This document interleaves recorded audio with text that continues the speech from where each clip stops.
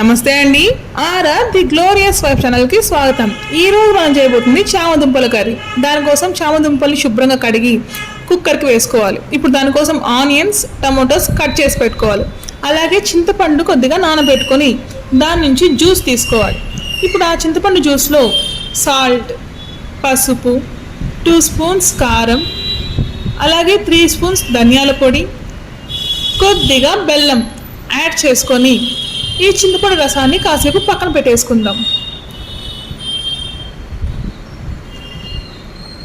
ఇప్పుడు మనం ముందుగా ఉడకబెట్టిన చామదుంపల్ని పీల్ తీసుకొని సన్నగా స్లైసెస్లా కట్ చేసుకునేసి దాన్ని పక్కన పెట్టుకొని స్టవ్ పైన ఒక బాండలు పెట్టుకొని దాంట్లో 2 స్పూన్స్ ఆయిల్, ఆవాలు, జీలకర్ర, శనగబెడలు వేసుకుందాం.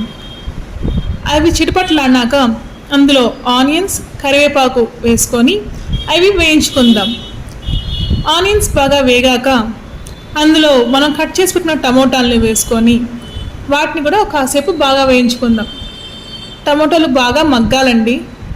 ఇవంతా కూడా లో ఫ్లేమ్లోనే జరిగితే ప్రాసెస్ బాగా అవుతుంది. సో ఇలా టమోటాలు బాగా మగ్గినాక మనం ముందుగా తీసిపెట్టిన చింతపండు పులుసుని ఇందులోకి యాడ్ చేసుకుందాం. టేస్ట్ చూసుకొని ఉప్పు, కారం అడ్జస్ట్ చేసుకొని ఇందులో కొద్దిగా వాటర్ యాడ్ చేసుకొని వాటర్ బాగా బాయిల్ అయ్యేంత వరకు ఉంచుకొనేసి చామదుంపల్ని ఇందులో వేసుకునేసేయాలి. ఇప్పుడు ఈ పులుపు, ఉప్పు, కారం అన్నీ కూడా మన దుంపలకి బాగా పట్టేటట్టుగా కాసేపు బాయిల్ చేసేసుకుందాం.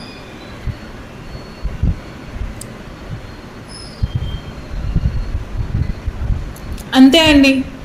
ఇంకా దుంపలకి బాగా ఉప్పు కారం పట్టేశాక దించేసుకోవడమే. చామదుంపల curry ready. Thanks for watching. ఛానల్ని సబ్స్క్రైబ్ చేసుకోండి ఫ్రెండ్స్.